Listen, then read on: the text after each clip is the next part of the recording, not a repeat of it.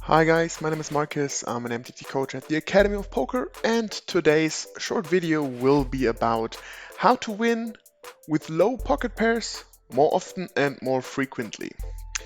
Before we start, let me remind you about our YouTube channel to subscribe, click the bell so you're not missing out on any of our videos, and also to follow us on all of our other social medias. But now let's jump into the video. So first things first.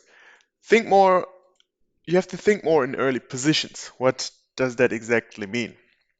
So uh, you can of course build a strategy to open any pocket pair from all positions, but the only incentive, like especially from early positions, is to flop a set.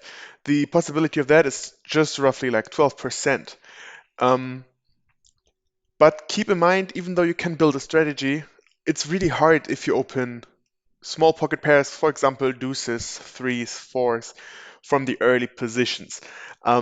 You kind of look strong, but if you don't have a set, it's going to be hard to continue. If people call you in middle position or in late position, and the flop is with two Broadway cards, for example, it's going to be really hard to bluff them off the hand because according to their range, they will hit most of the times as well. So it's better if you open with, for example, like ace queen, ace jack suited, or something like that, because then if you get those boards, it's easier for you to continue. But if you have a pocket pair, you're already down to two outs, and it will be hard to fire two or maybe even three bets and get the opponent off the hand. So conclusion here is to narrow your ranges down in early and middle position and not open any pocket pairs. For example, if you start in UTG, you can open starting from sixes or sevens, depending on your stack. And then just widen it up a little bit throughout the position. So in middle position, you can also open fives and fours maybe. And if you're in late position, you can open any pocket pair. But be aware, as said, it will be hard for you to continue. If you have deuces and the flop is 10-8, 7 or so, what can you really do? Not that much. Do you want to make money playing poker, but you don't know how to start with it? We, the Academy of Poker, have the perfect solution for you. We are offering you an exclusive poker course that will show you the basics and intermediate things about poker. Therefore, we give you group lessons, individual lessons with one of our coaches, and charts that will help you to know what to do pre and post flop. Also, we will give you a working HUD for your holder manager or poker tracker, whatever you need, to make it easier for you to become profitable in poker. All you have to do for that is click the link in the description below now and start the poker journey right away. And now enjoy the upcoming video. Also, think about stack sizes. So when you hit a set, you want to get paid, of course, and therefore the bigger the stack of the opponent, the better for you. Uh, the only small difference is if the opponent has a bigger stack, then you can maybe play it a bit more tricky, especially if it's a dry board. Let's say it's Jack, six deuce, rainbow, and you flop a set of deuces. Uh, the opponent will be, especially if he's aggressive, you can just call it down. There's no need really to raise because if you raise there, there's not much you can represent other than like top pair or even or as set a set. So try here, you can play it a bit more tricky, but if the opponent is has a smaller stack, so his stack to pot ratio is maybe just at 2 or 3, you can play your sets pretty straightforward. And in most cases, if they c-bet uh, with, as said, a low stack, and you have your set, you will get paid off a lot of times anyway, so no need to play it really tricky. Number 3, multi-way pots. We want to play multi-way pots. The thing is, the more players in the pot, the higher the chance that somebody will hit something, and he will pay us off if we hit our set. So we can play it more aggressively versus more opponents, of course, because let's say we are 3 or 4 ways on a board that maybe has some flush draws out there or some straight draws. It will be easier for us to get paid, and we can be pretty straightforward with our hand.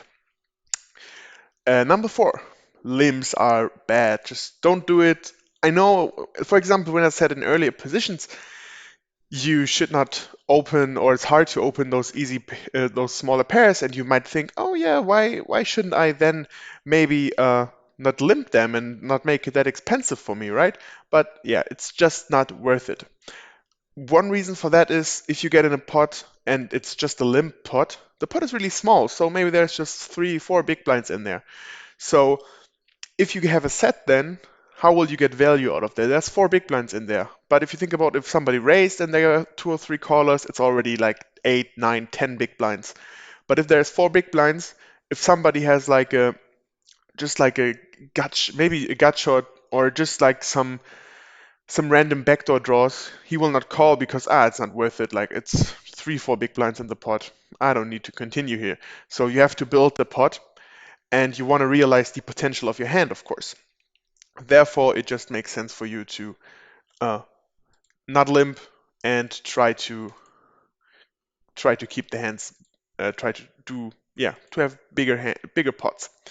And last but not least, know what you want from your opponent. So hitting a set, of course, will not give you all of your opponent's chips every time. So you have to choose your opponents wisely. And mostly there's 2 kinds of opponents. The one is aggressive, and the other one is a passive one. So if he's aggressive, you don't have to do a lot of work because he will use his aggressiveness to try to push you out of the pot, or even if he just has like a top pair or not a really strong hand, he will continue. But on a passive player, he will just not be, as said, he will not show aggression, he will not call, he will not bet a lot, but he will just maybe call and try to get his draws in. So there you have to be a bit smarter, but versus aggressive opponents it should be easier. But as said, you don't need to do a lot, you can mostly just call down. And also use the help of tracking software. If you know stats about your opponents, you can see how they are behaving, how often they see bet, how often they call, and how often they defend in certain positions and so on, and this will just help you. So use the help of those tracking softwares, and make notes of your opponents where you see, okay, if I make a set versus him, most of the time I will just get paid because he's sticky, he's not gonna fold. So yeah, make sure to use that, and that's it for today's video already. I hope you like what you saw. Leave some comments if you have any questions or if you have any other ideas to that. But other than that, make sure to like the video, subscribe to our YouTube channel, and we'll see us in the next stream or the next video. Goodbye, guys.